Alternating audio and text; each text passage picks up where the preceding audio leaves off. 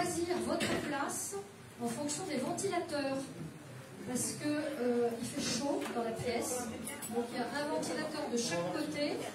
Donc, à vous de vous mettre plus près, plus loin, sur le côté. Et vous pourrez même changer de place en cours de route si vous avez besoin pour être plus au frais. Il y a aussi de l'eau au fond de la salle, des verres pour ceux qui auraient besoin. J'en vois qui baillent déjà à cause de la chaleur. Donc on va essayer de tenir le coup pendant un petit moment. Je vais commencer par la prière. Oui Seigneur, nous voulons lever les yeux vers toi ce matin. Te reconnaître comme notre grand Dieu, fort et puissant, bon et bienveillant.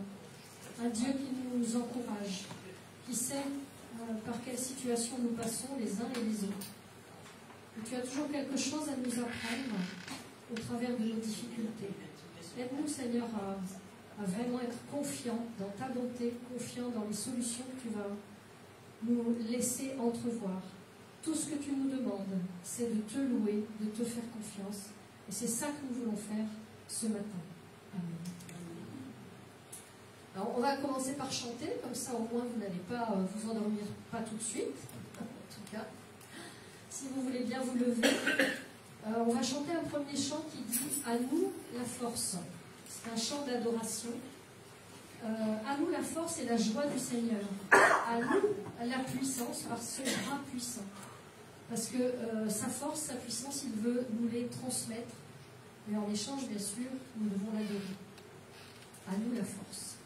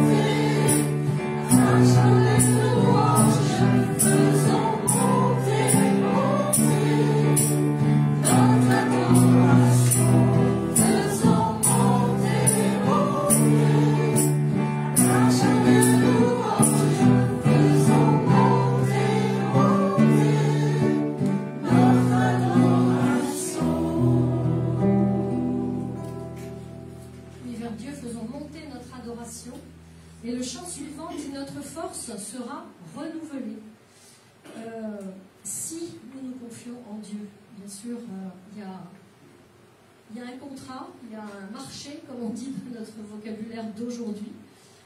Oui, le Seigneur agit pour nous, mais à nous aussi de faire notre part et de nous confier en lui.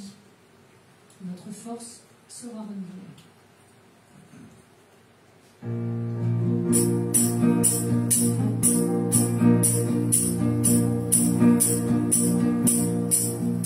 Notre force sera renouvelée, nous attendons à Dieu, nous attendons à Dieu. Notre force sera renouvelée, nous attendons à Dieu, nous attendons à Dieu. Il est à jamais Seigneur.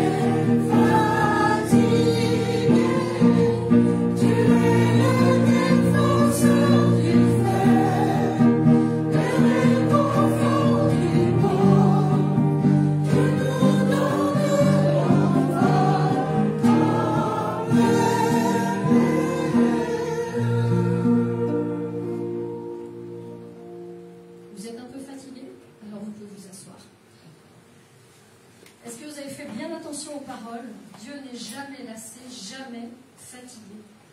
Et il peut nous renouveler.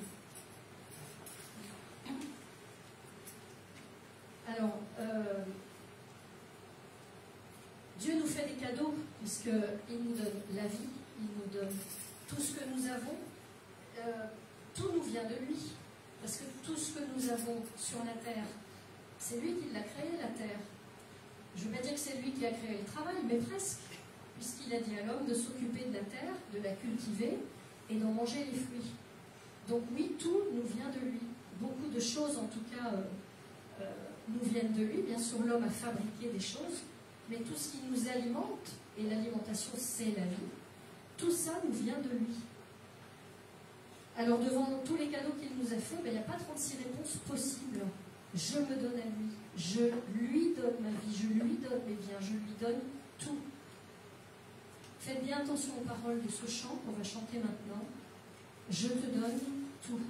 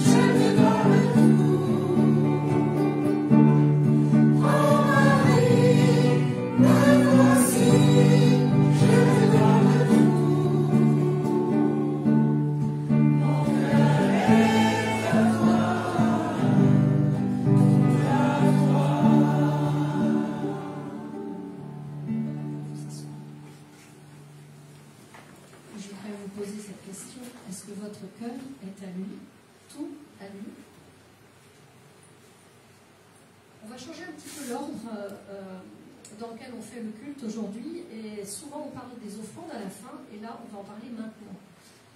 Alors j'aimerais juste vous dire que c'est toujours compliqué pour celui qui est devant de parler des offrandes.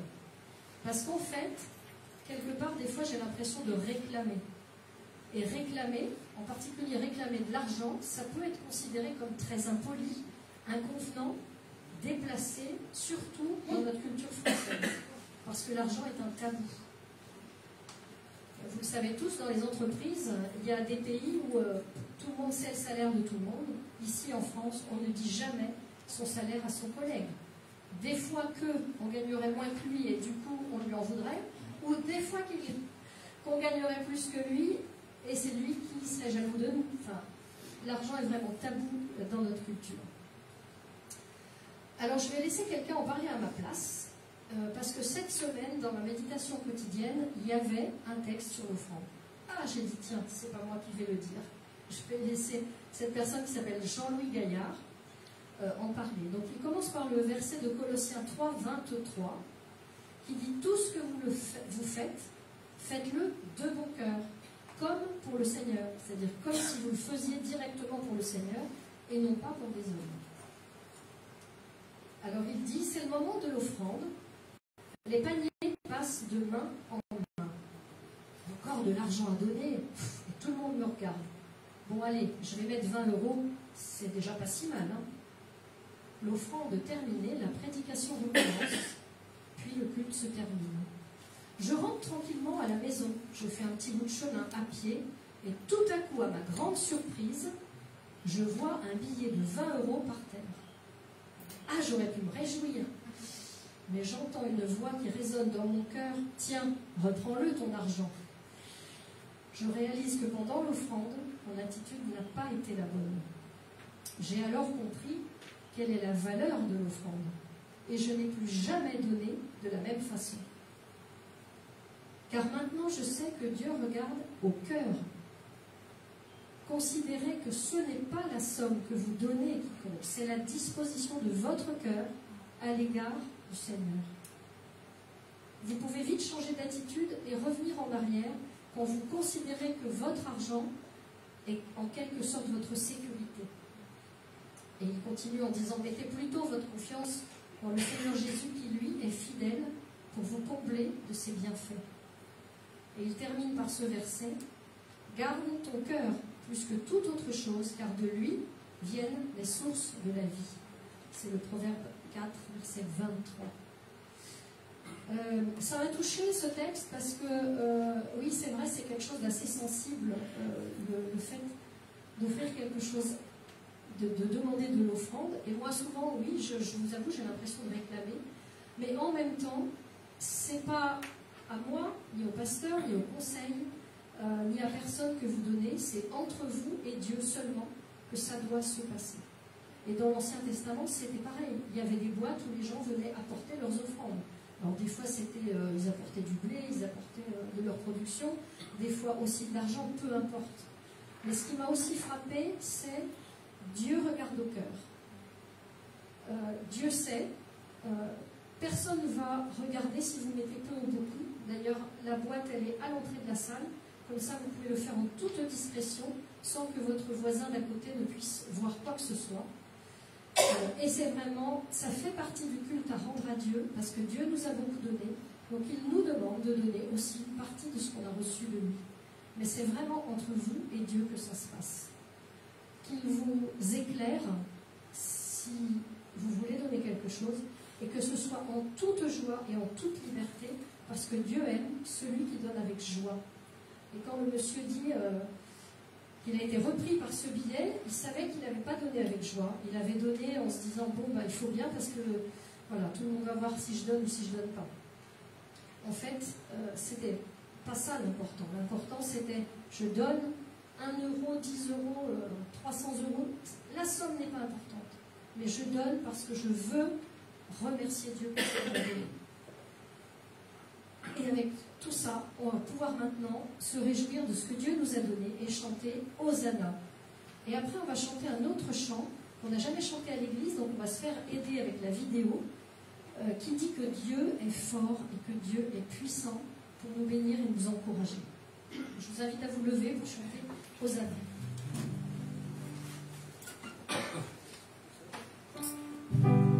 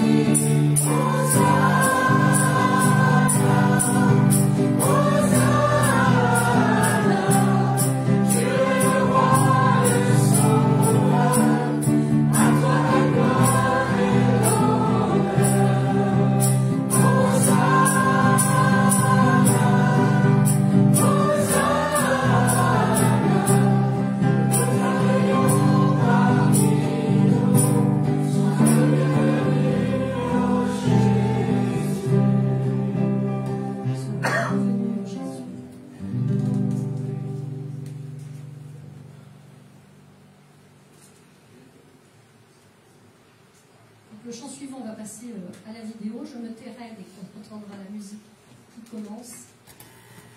Et soyez sensibles aux paroles. Dieu, tu es ma force. En toi je me confie. Tout-puissant, mon sauveur règne aux cieux. Tu es ma force. Tu es mon appui. Ma forteresse où je me réfugie.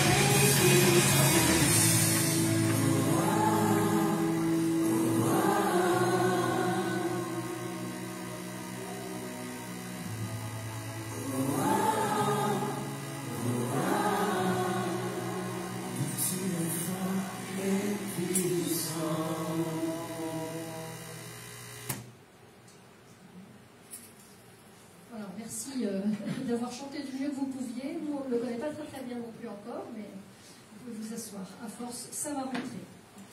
En tout cas, les paroles sont magnifiques. Je voudrais vous lire un petit texte biblique dans 2 Corinthiens 1, versets 3 et 4. « Béni soit Dieu, le Père de notre Seigneur Jésus-Christ, le Père plein de compassion, le Dieu de tout réconfort. Il nous réconforte dans toutes nos détresses, afin que nous puissions réconforter ceux qui se trouvent dans la détresse, grâce à l'engagement que nous recevons nous-mêmes de la part de Dieu. Ce que Dieu nous donne, ça n'est pas pour le garder jalousement pour nous, mais c'est plutôt pour le partager. Et quand nous sommes encouragés par lui, nous pouvons alors aussi encourager les autres, les réconforter et leur dire que notre secours est en Dieu seul. On va maintenant prendre un temps de Sainte Seine. Alors si vous avez compris que votre secours est en lui, alors vous pouvez pratiquer ce sacrement de la Seine. C'est un moment de témoignage de foi en Dieu, un moment d'adoration pour lui, et aussi un moment en mémoire de ce qu'il a fait pour nous. Et lui-même nous a demandé de faire cela, de célébrer sa mort et sa résurrection glorieuse jusqu'à ce qu'il revienne. Alors si quelqu'un dans cette salle n'a pas encore invité Jésus à être le maître de sa vie, de son cœur, de ses émotions, de tout, ce rite n'aura pas de sens pour lui. Et il vaut mieux qu'il s'abstienne. Mais par contre, si quelqu'un n'a pas encore donné sa vie entière à Dieu, il peut profiter de ce moment de Sainte Seine, partagé entre tous les adorateurs de Dieu, pour se laisser convaincre que la meilleure des solutions, c'est qu'il se donne à lui et qu'il devienne son disciple. Vous pouvez prier librement pendant ce temps de distribution de la Sainte Seine.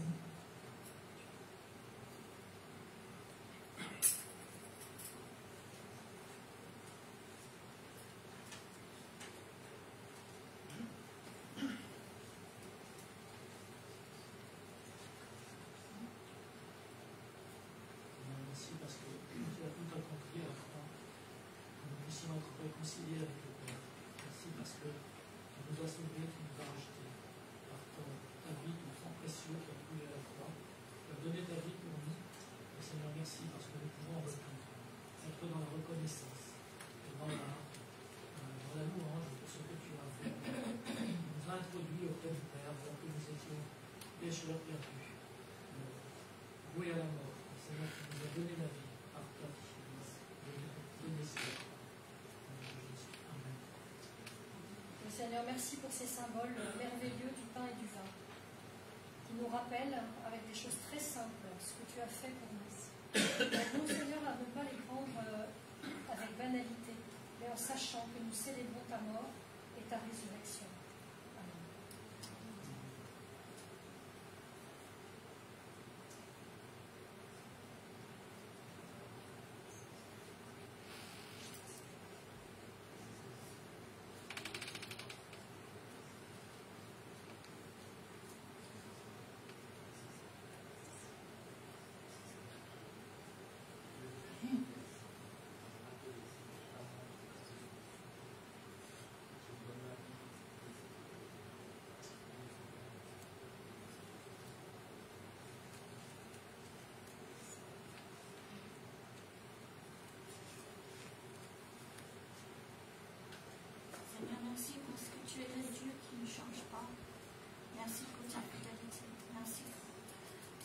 fait pour nous, qui est toujours valable jusqu'à la fin du temps, qui ne changera jamais pour notre salut. Merci Seigneur parce que tu ne te fatigues pas, tu ne te lasses pas, et tu es toujours fidèle en toutes circonstances. Merci pour ces éléments que tu nous as laissés pour un symbole de tout ce que tu as fait. Amen. Seigneur, je veux t'adorer en ce matin. Je veux magnifier ton Saint-Nom parce que tu es Dieu. Je veux te glorifier pour tout ce que tu es, parce que tu es celui qui détient toute chair, toute vie entre les mains. Je veux te remercier parce que tu es le grand je suis, l'Éternel des armées, qui ne dort ni ne sommeille et qui veille sur chacun des siens. Je veux te remercier parce que tu as fait toutes choses parfaitement bonnes. Je veux te remercier parce que par amour pour nous, tu nous as offert ton Fils en sacrifice. Et aujourd'hui, si nous vivons, c'est parce que lui, il vit en nous. Papa, merci parce que tu vas d'éternité en éternité. Et je veux te remercier pour tous tes plans merveilleux, tout ce que tu fais, Papa. Je veux te remercier parce que tu es tout le temps, tout près à côté de nous. Jamais tu ne nous laisses seuls. Béni sois-tu, exalté sois-tu, au nom de Jésus.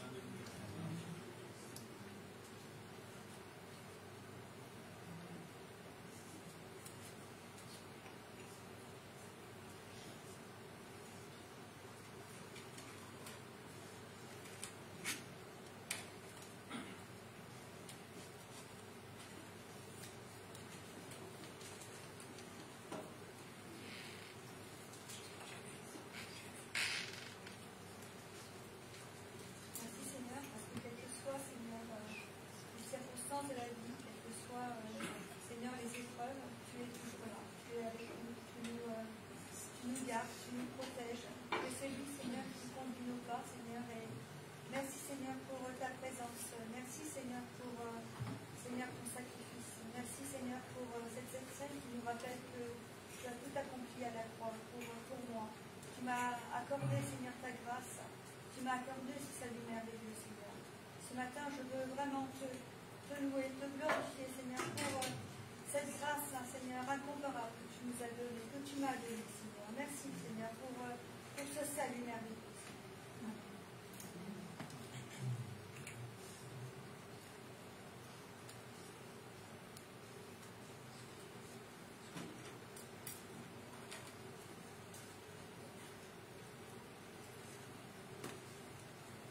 Amen. Si vous n'avez pas eu le temps de prier, vous pouvez encore prier intérieurement. Et je vais laisser maintenant la parole à Elcio pour la prédication. Soyez va emmener les enfants les plus jeunes, vous voyez avec elle, dehors, à cause de la chaleur.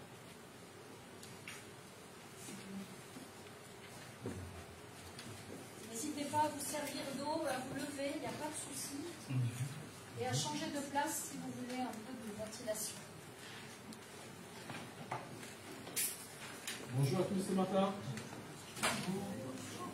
J'espère que vous avez passé une très bonne semaine avec pas mal de chaleur. La chaleur est là, c'est bien. Si vous êtes revenus de vacances, on est content de vous voir. Je sais que vous avez bien profité. On compte sur vous pour continuer, pour faire avancer le royaume de Dieu ici. Et pour ceux qui ne sont pas venus de vacances, on vous attend. Et on aimerait bien vous voir, on vous attend de bras ouverts.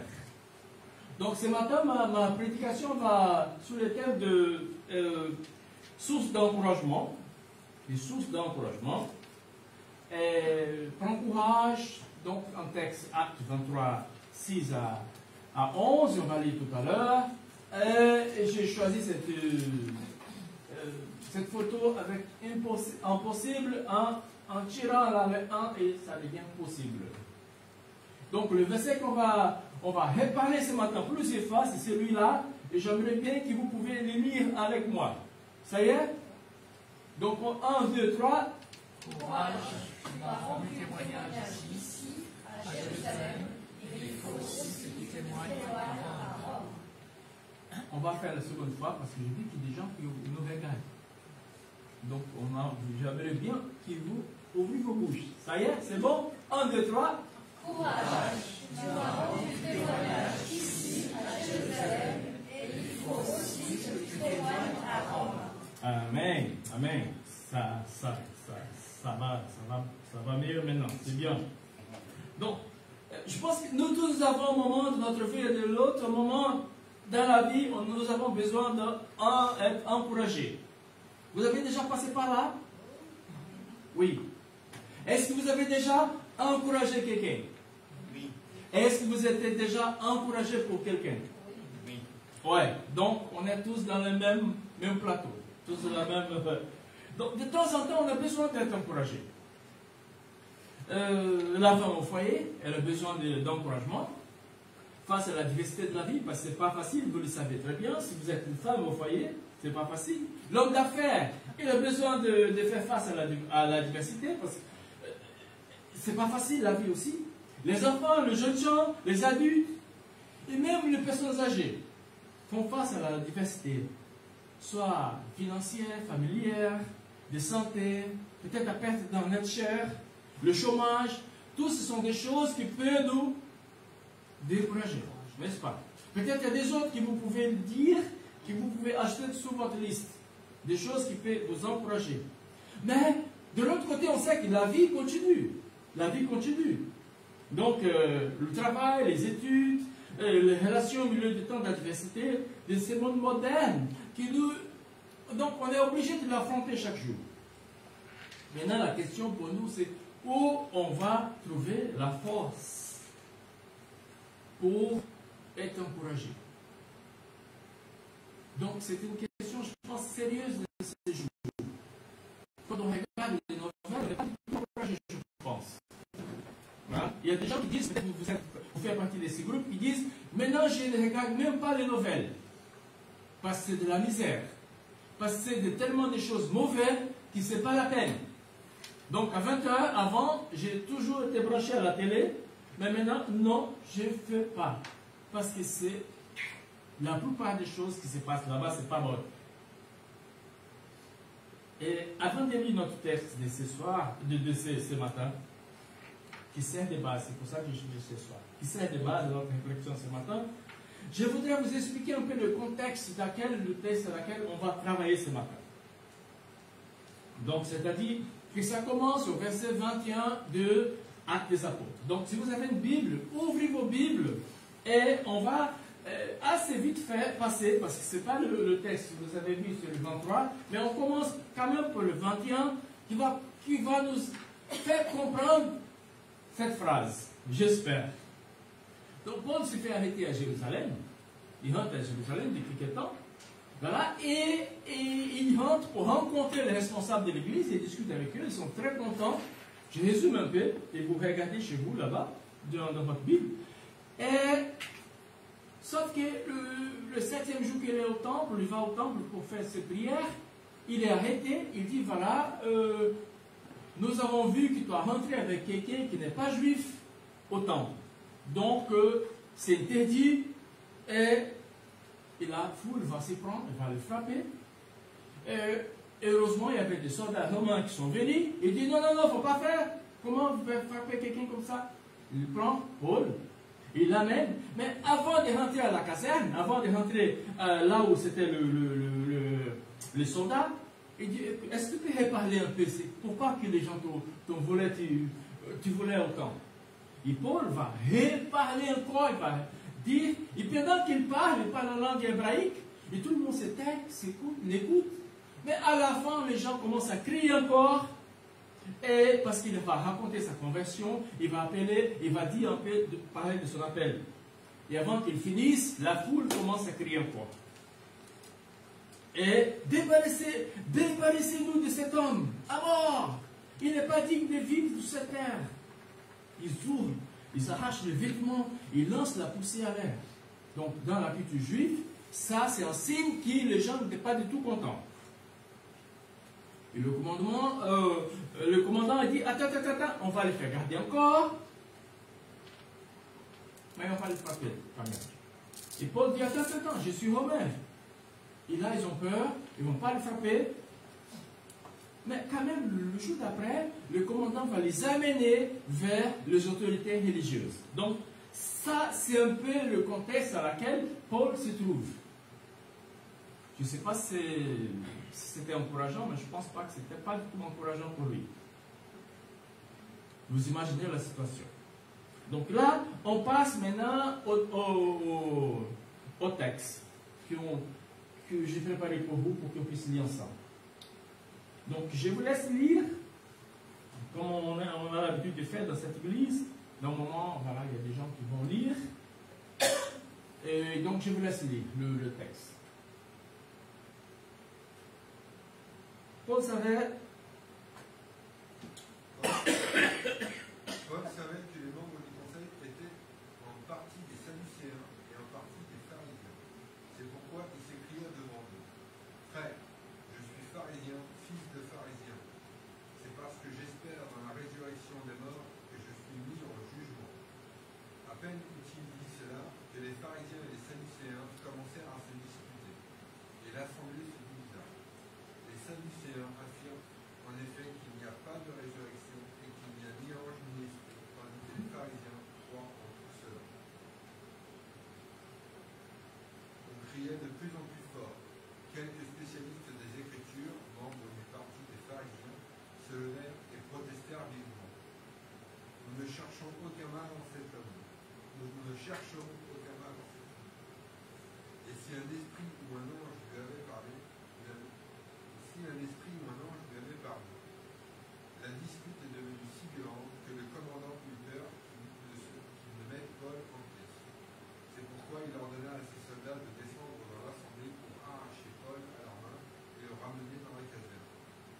La nuit suivante, le Seigneur apparut à Paul et lui dit: Courage, tu m'as rendu témoignage ici, à Jérusalem, il faut aussi que tu témoignes à Rome. Amen. On prie. Et Seigneur, nous te louons, nous te remercions. Merci parce que celui qui nous réconforte, qui nous anime, qui nous encourage. Ce matin, tu connais comme chacun de nous sommes venus dans ces lieux. Peut-être découragés, peut-être pas envie de venir, mais parce que le culte, on vient quand même. Peut-être parce qu'on est venu, parce qu'on voulait vraiment participer, assister, pas seulement assister, mais participer à ce culte, Père. Nous te louons et nous te remercions. Aide-nous, Seigneur, et garde cette parole dans nos cœurs. Au nom de Jésus. Amen. Amen. Donc, vous êtes à l'église protestante évangélique de Châteauroux. Ici, vous êtes visiteurs, vous êtes bienvenus. On est content de vous voir ici. Ça y est, c'est bon. Donc, on va faire un peu un survol sur l'épaule de ces gars qu'on connaît. Si vous êtes habitué à la Bible, si vous êtes habitué à venir à l'église, si vous êtes habitué à lire les évangiles, à lire l'histoire de l'église, vous savez qui était Paul.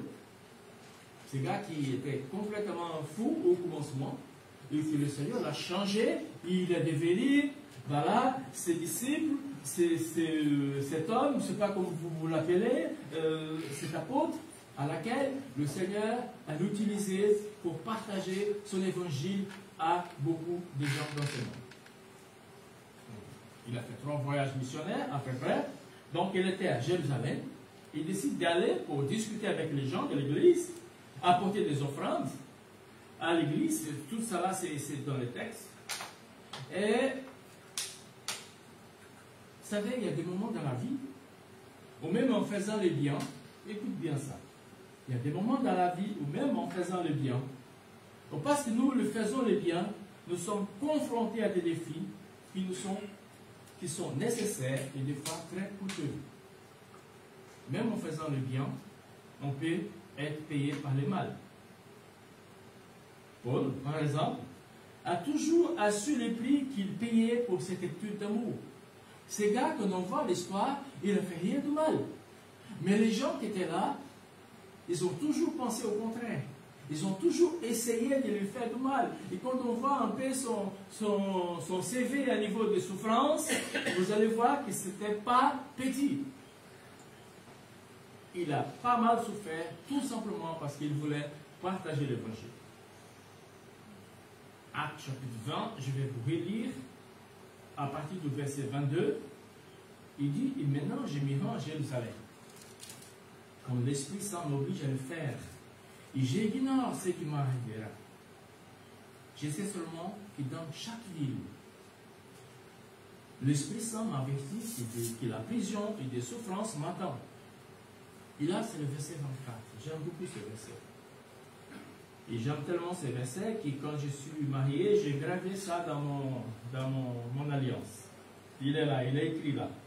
Ma propre vie ne compte pas mes yeux. Ce qui m'importe, c'est d'aller jusqu'au but de ma mission et d'achever la tâche qui m'a confiée le Seigneur Jésus. Proclamer la bonne nouvelle de la grâce de Dieu. Amen.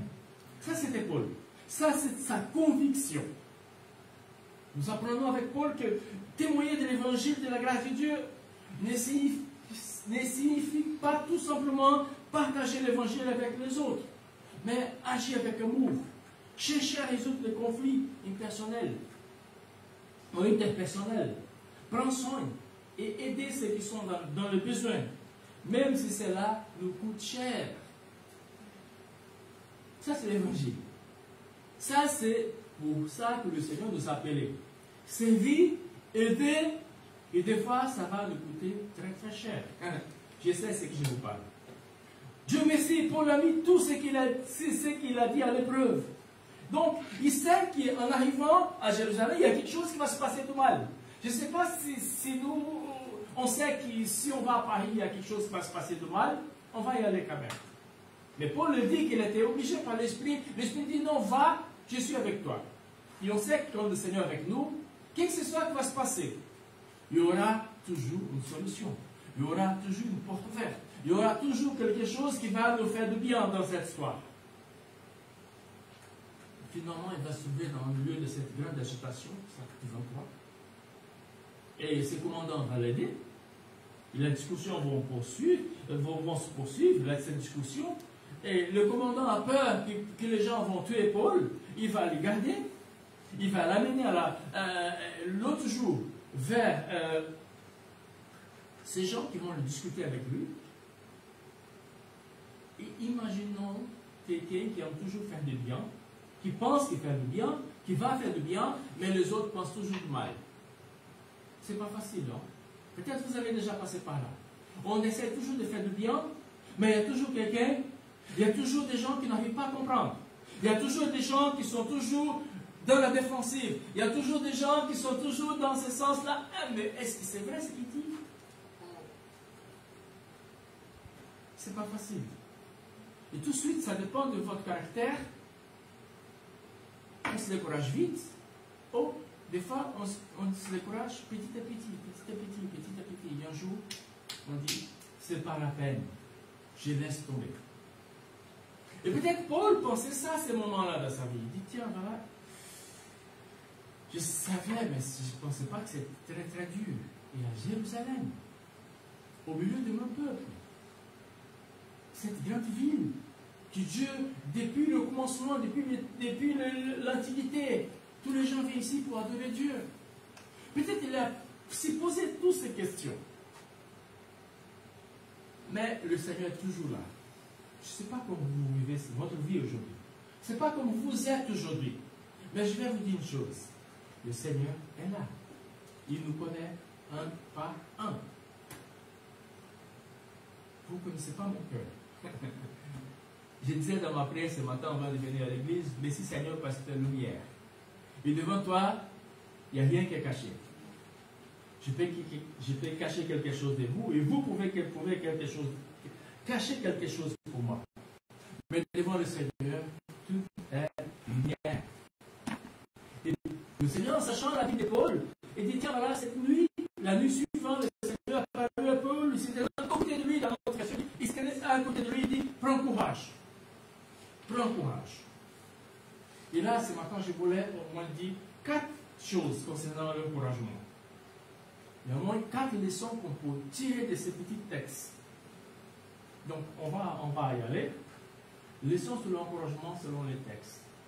Donc, la première, c'est la présence de Dieu avec nous. La présence de Dieu avec nous, c'est une force d'encouragement. Je pense que la plus grande chose pour Paul à ce moment, c'est pas la souffrance, c'est pas la peur, parce que probablement il avait peur que les gens vont le tuer. Probablement, il dit comment je me sortirai de là. Probablement, il n'y avait personne à côté de lui, ce n'est pas ces gars, ces Romains qui sont venus, mais quand même que l'on fait du mal. Mais la source principale, c'est la présence de Dieu dans la vie de Paul. Amen. Est-ce qu'il dure dans votre vie? Est-ce que vous le vivez avec lui?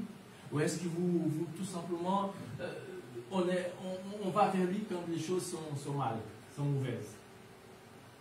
Cette nuit-là, le Seigneur a parlé de Paul, c'était lui à côté de lui. Vous savez, il y a des moments de votre vie, et je pense que vous avez déjà passé par là, seule la présence de Dieu est capable de nous apporter le courage, de force, de l'encouragement. Personne d'autre. Des fois, on a tellement de gens autour de nous. Les gens pour pédir des paroles, donc ceci, cela. Mais si ce n'est pas le Seigneur, si ce n'est pas sa présence dans notre vie, on n'avancera pas. Il y a des moments dans la vie qui c'est comme ça.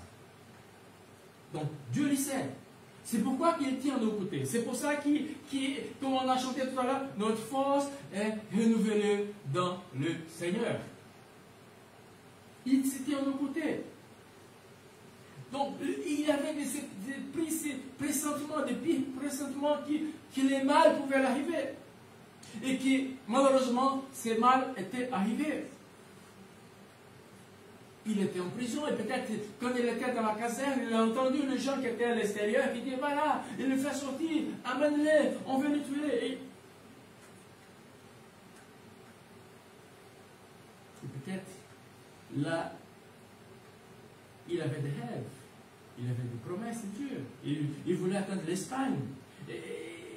Il pensait aller à Rome, mais pas comme ça, pas dans ce sens-là.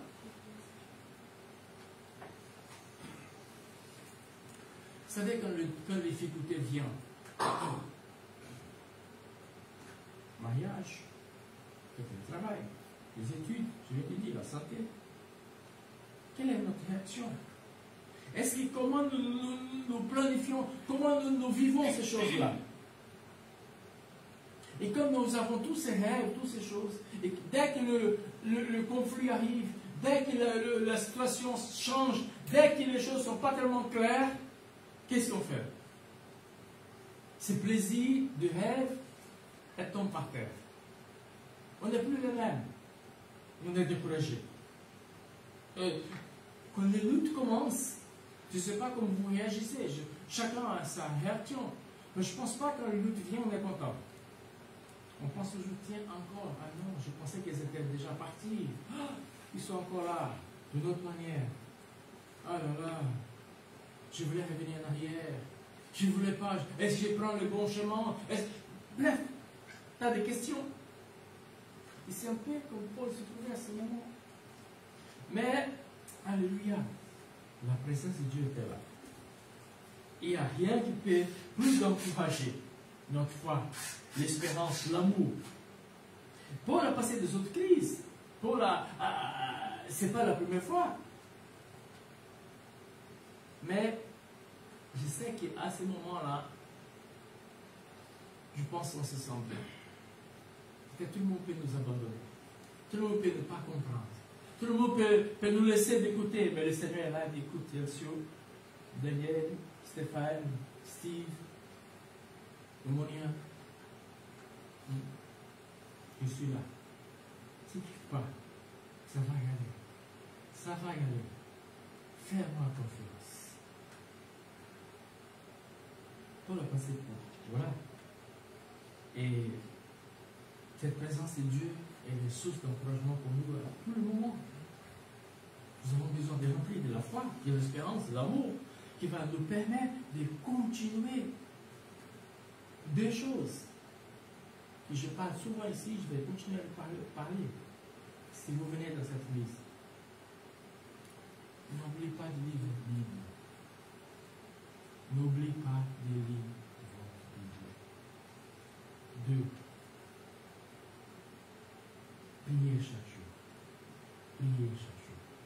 Développez votre vie de prière. Je pense que Paul, le texte ne parle pas de ça, mais on sait comment ces gars se portaient devant le Seigneur. Il ne faut pas venir à l'église tout simplement. On a parlé de culte tout à l'heure, Jane a parlé des offrandes. Mais je pense que le culte, ce n'est pas tout simplement venir assister à des spectacles. Ce n'est pas s'asseoir là et dire je vais recevoir quelque chose. Le culte, je participe. Je suis un acteur.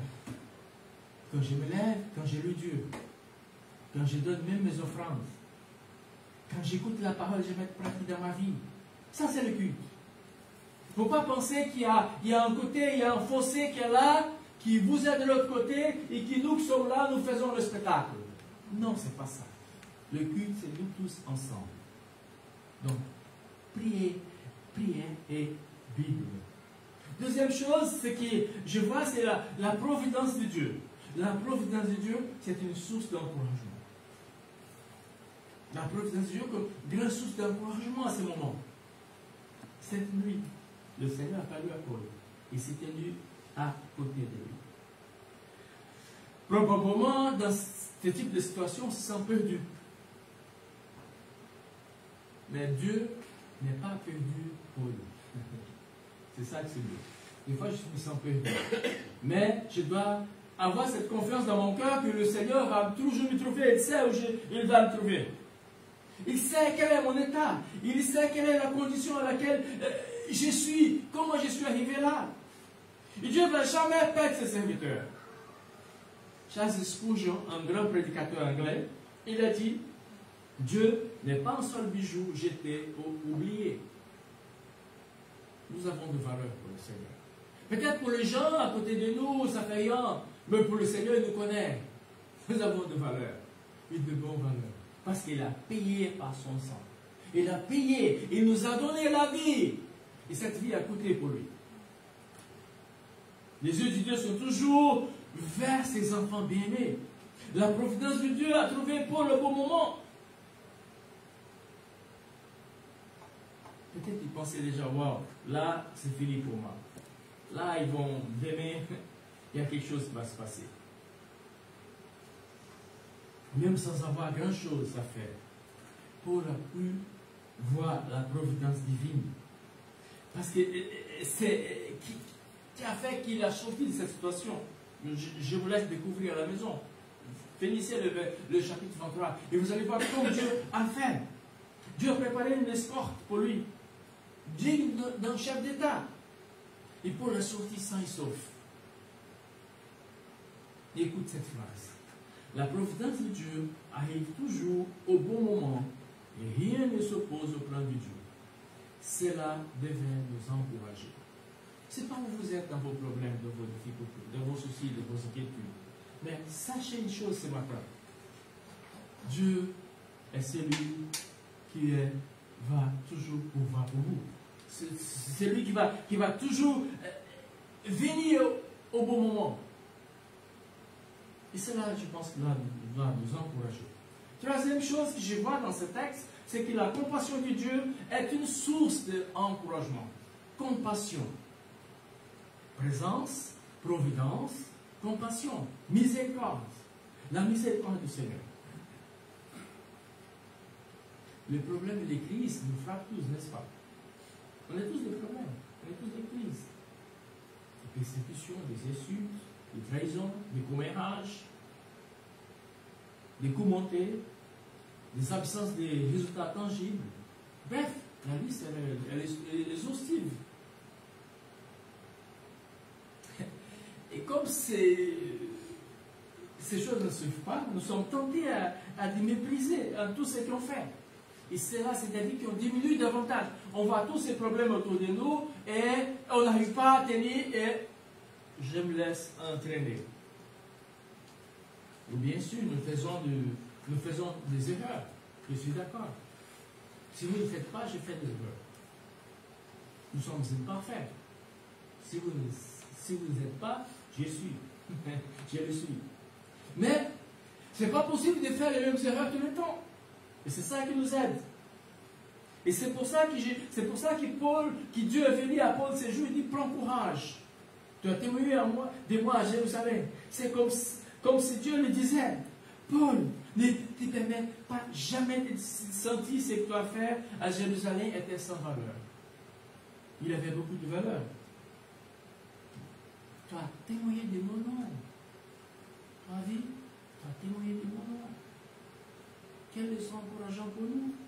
Quand de temps en temps, des crises, quand le découragement frappe notre porte, On peut laisser notre conscience s'attarder beaucoup plus sur les erreurs que la réussite. Le Seigneur sait que nous cherchons à les faire de notre meilleur. Je pense qu'il sait. Il connaît. Il nous connaît. Et cette pitié, cette miséricorde du Seigneur cette compassion de Dieu est toujours une source d'encouragement pour nous. J'aime ce verset de Apocalypse 3, 8. Je vais vous lire. Je connais ta conduite. J'ai ouvert devant toi une porte que nul ne peut fermer. Car je sais que tu as un peu de force. Et pourtant, tu as été fidèle à ma parole. Et tu n'es pas réuni. Le Seigneur sait. Le Seigneur sait nos faiblesses. Le Seigneur sait que des fois, ce n'est pas facile. Le Seigneur sait que, comme tu te sens. Maintenant, ici, il dit, pourtant, tu es fidèle. Et je pense que c'est ça notre défi d'aujourd'hui. On a un peu de force. On n'est pas tout à fait au top. Mais on va essayer de garder cette fidélité à Dieu. Les moments de crise viendront, les problèmes peuvent survenir. Cherchons l'encouragement dans la miséricorde du Seigneur. Parce que c'est lui qui ouvre les portes. Il sait que nous sommes faibles.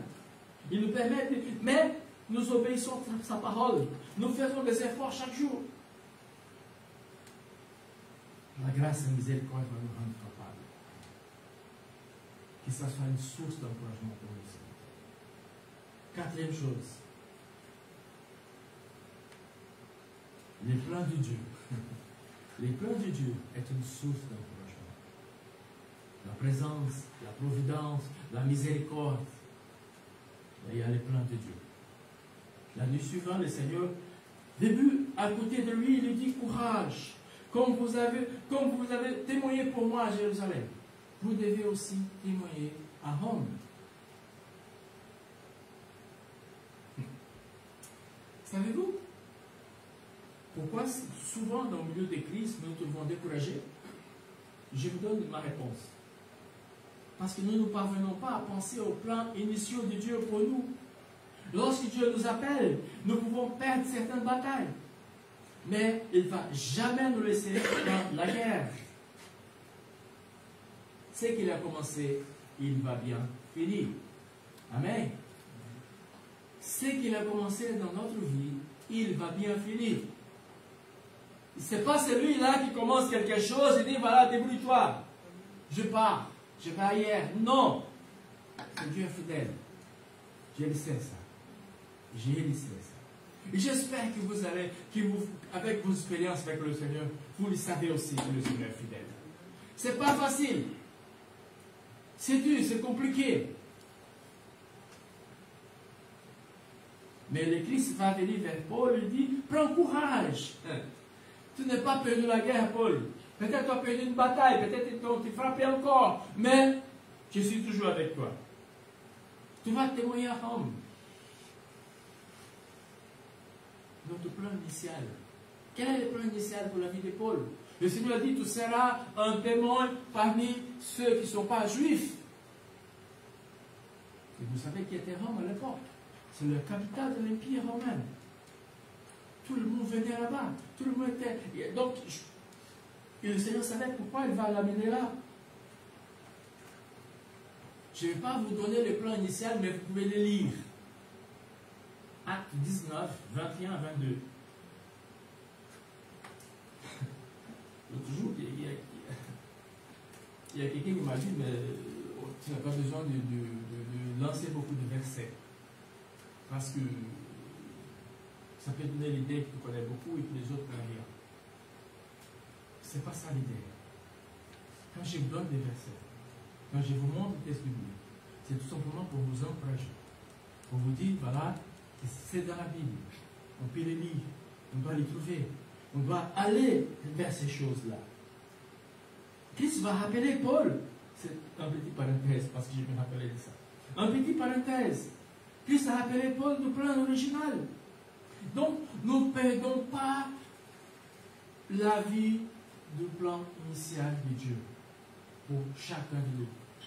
Le Seigneur nous appelait à la victoire, n'est-ce pas? Le Seigneur nous appelait à vivre une vie de victoire. Il n'a pas promis que tout sera bien. Il y aura des hauts et des bas. Il y aura des difficultés. Il y aura des combats. Mais on ne doit pas oublier ces promesses qu'il nous a faites. Venez, vous qui êtes fatigués, et je vous donnerai du repos. Je suis le bon berger. Le bon berger qui donne la vie pour ses brebis. Bref, tas de choses. L'encouragement. Les yeux fixés sur le plan original de Dieu pour nous. Les problèmes, n'oublie jamais ça. Les problèmes et les luttes seront souvent le résultat de ce que Dieu nous appelle à faire. Je reprends ma phrase. Les problèmes et les luttes seront souvent le résultat de ce que Dieu nous appelle à faire. On regarde Paul, Isaïe, Jérémie, Ézéchiel. Pas mal d'exemples dans la Bible, des gens qui avaient un plan initial. Et je pense comme nous, ce matin ici, qui a un plan initial, et des fois, mais on sait que le Seigneur a promis, il est fidèle. Si j'ai promis quelque chose, je peux vous décevoir. Mais lui, non. Il a promis, il est fidèle, il va le faire. C'est vrai que des fois, ce n'est pas facile, je suis d'accord avec vous. Ce n'est pas facile quand on est découragé de regarder le Seigneur, de regarder ses plans originaux. Mais j'espère que vous allez garder ça dans votre cœur, le plan initial. Si vous êtes découragé, moi aussi je suis découragé. De temps en temps, je souffre aussi d'un très grand découragement. Peut-être ça ne monte pas, mais des fois je dis à Sueli, ma femme, des fois je dis à personne, quand je suis sur mon oreiller la nuit, et là, tout ça travaille. Et des fois je suis tout seul. Je n'ai pas beaucoup d'amis, j'ai pas beaucoup de... C'est pas que vous n'êtes pas mes amis, mais il y a des choses qui des fois, je comprends, c'est pas facile.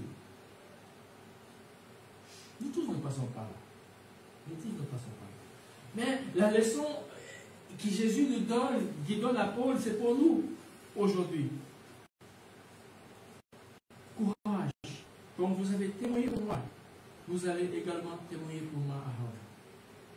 Donc, dernier point, fini. Cherchons des encouragements dans la présence de Dieu. Par sa parole et la prière. Dans la providence de Dieu, la foi et l'espérance.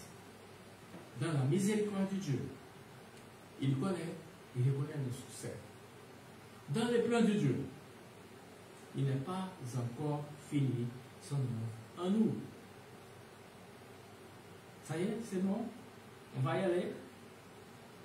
Quand on sera découragé la prochaine fois, on va regarder ces points. Il dit, voilà, Seigneur, ta providence est là. Aide-moi. Ta présence est là d'abord. Ta présence est là. Aide-moi, Seigneur, à rencontrer. Par ta parole, par la prière. Ta providence, Seigneur, augmente ma foi, mon espérance. Père, on te dit miséricorde. Tu connais mes faiblesses, mais tu connais aussi mes succès. Tu connais aussi que je peux faire quelque chose de bon quand même. Et le plan initial. Dieu nous a promis une vie de victoire. La vie éternelle, elle commence ici. Nous la vivons déjà. Nous allons vivre éternellement avec lui. Donc, un défi pour vous cette semaine. Un seul défi. En sortant de cette salle, pensez à quelqu'un.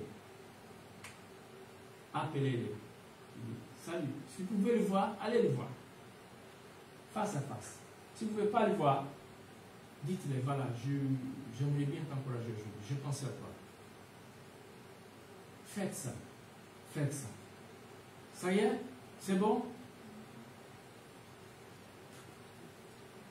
Les grandes batailles, n'oublions pas, les plus grandes batailles de notre vie sont toujours à venir. Et je vous laisse ce verset de Josué 1, chapitre 1, verset 9. Je vous ai raconté un peu l'histoire de ma vie. Avant de partir au champ missionnaire, il y a quelqu'un qui est venu me donner cette texte biblique, de Josué 1.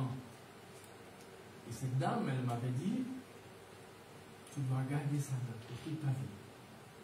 Ce livre, ça doit être un livre de ton, comment on appelle ça? Cheveux. Pas de cheveux. Voilà, des cheveux. Tu dois garder ça. Et quand les choses ne vont pas bien pour toi, tu vas sur ce livre, tu lis, et tu seras ressourcé. Tu seras animé, encouragé. Je voulais finir avec ces versets pour vous. Et j'aimerais bien qu'on puisse lire tous ensemble. On va y aller. 1, 2, 3. N'oublie pas que je t'ai commandé ne tremble pas, ne te laisse pas abattre, car moi, le Seigneur mon Dieu, je serai avec toi partout où tu iras. Et Seigneur, nous te louons et nous te remercions ce matin.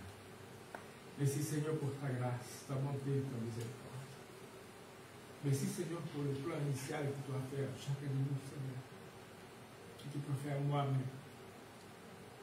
Merci Seigneur pour toutes ces années de grâce, de bonté, de miséricorde. Malgré mes fautes, malgré mes manquements, Seigneur, tu étais toujours là, Seigneur. Tu es ma force. Aide-nous, Seigneur. Aide-nous, Seigneur. Aide-nous en tant qu'Église.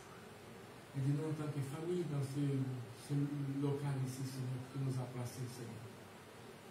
Fortifie-nous, Seigneur. Nous avons besoin de toi, Seigneur. Connais nos cœurs. Nous t'aimons, Seigneur. Et nous voulons faire toujours le meilleur pour toi, Seigneur. Béni soit ton nom, Père. Au nom de Jésus, Seigneur. Amen. Amen. Que le Seigneur vous bénisse, que le Seigneur vous bénisse.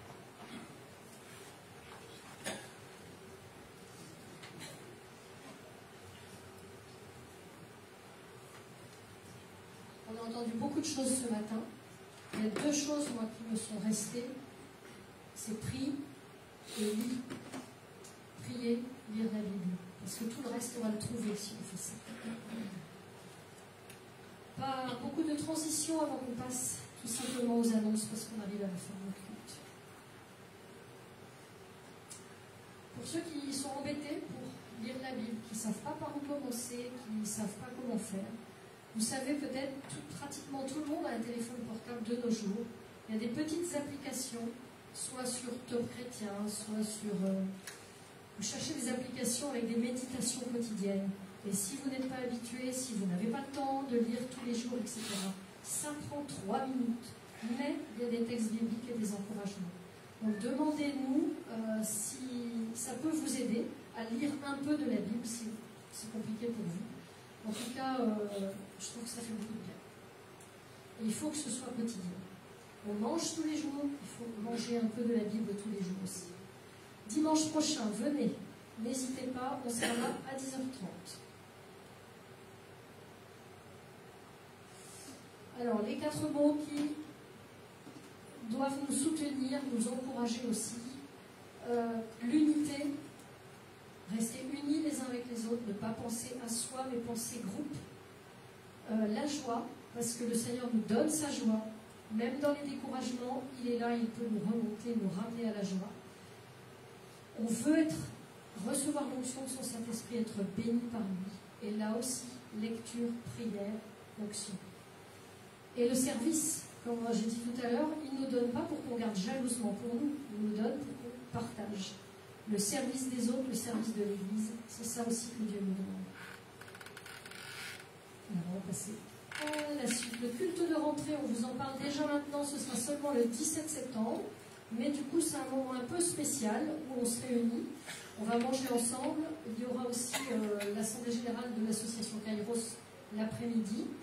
Et on parle un peu de tous les différents ministères qu'il y a dans l'Église, de qui fait quoi. Et c'est l'occasion aussi de de prier pour l'année à venir, de demander au Seigneur la bénédiction pour l'année qui vient, et la bénédiction sur chaque personne qui est engagée aussi, et sur chaque chrétien qui veut progresser avec le Seigneur. Je ne sais pas s'il y a un verset pour conclure. Je t'ai donné cet ordre. Prends courage et tiens bon, ne crains rien, ne te laisse pas effrayer, car moi, l'Éternel, ton Dieu, je serai avec toi pour tout ce que tu entreprendras. Je trouve que c'est un beau verset de conclusion. Gardez courage toute cette semaine. Dieu est avec vous. Amen. Bonne fin de journée. À bientôt.